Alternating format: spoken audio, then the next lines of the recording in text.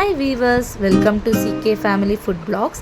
இன்றைக்கி ரெசிபி பார்த்தீங்கன்னா easy and சிம்பிளாக கிறிஸ்பியான அரிசி பருப்பு பக்கோடா எப்படி பண்ணுறதுன்னு வாங்க பார்க்கலாம்.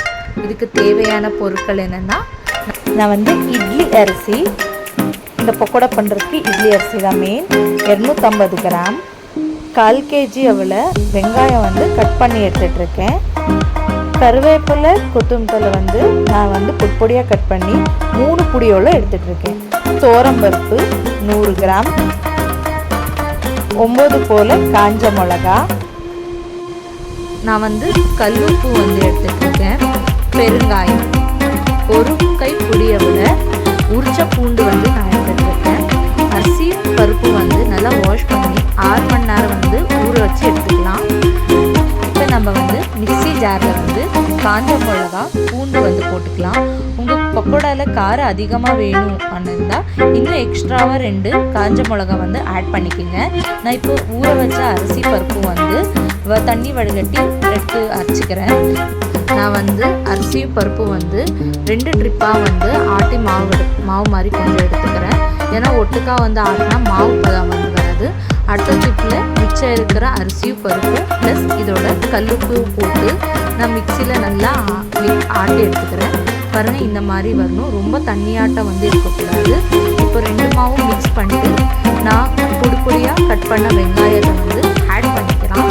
இதுக்கு அதிகமாக வெங்காயத்தை சேர்த்தா பக்கோடா கிறிஸ்பியாக நல்லா டேஸ்டாக இருக்கும். இதோட நான் கட் பண்ண கொத்தமல்லி கருவேப்பிலை நான் சேர்த்துக்கிறேன். இப்போது பெருங்காயம் 1 ஸ்பூன் அவ்வளோ கொஞ்சம் தூக்கலாக இருந்தால் ரொம்ப நல்லாயிருக்கும். டேஸ்ட் நல்லா கூடுதலாகவே கொடுக்கும். நான் இவ்வளோ பெருங்காயத்தை போட்டு இப்போது மாவை நல்லா மிக்ஸ் பண்ணிக்கலாம். மாவில் நம்ம வெங்காயம் கருவேப்பிலை கொத்தமல்லி போட்டிருக்க எல்லா இன்க்ரீடியன்ட் நல்லா மிக்ஸ் ஆகணும். 5 மினிட்ஸ் அவ்வளோ மாவை மூடி வச்சுக்கலாம். நான் இப்போ ஸ்டவ் ஆன் பண்ணிவிட்டு நான் வடச்சட்டி வச்சுருக்கேன். ஸோ அதுக்கு நான் ரீஃபைண்ட் ஆயில் எண்ணெய் எடுத்திருக்கேன். எண்ணெய் ஊற்றிட்டு எண்ணெய் காயிற வரைக்கும் வெயிட் பண்ணலாம். ஸோ நான் கொஞ்சம் விட்டு ட்ரை பண்ணுறேன் எண்ணெய் காஞ்சிருக்கா இல்லையான்னு. இன்னும் எண்ணெய் காயலை. 2 மினிட்ஸ் கொஞ்சம் வெயிட் பண்ணலாம். எண்ணெய் காஞ்ச உடனே நம்ம பக்கோடா போடுறதுக்கு நம்ம ஸ்டார்ட் பண்ணலாம். எண்ணெய் இப்போ நல்லா காஞ்சிருக்கு. கொஞ்சம் கொஞ்சமாக மாவு எடுத்து ஒரு சைடாக நான் பக்கோடாவை ரவுண்டாக பண்ணி விடுறேன்.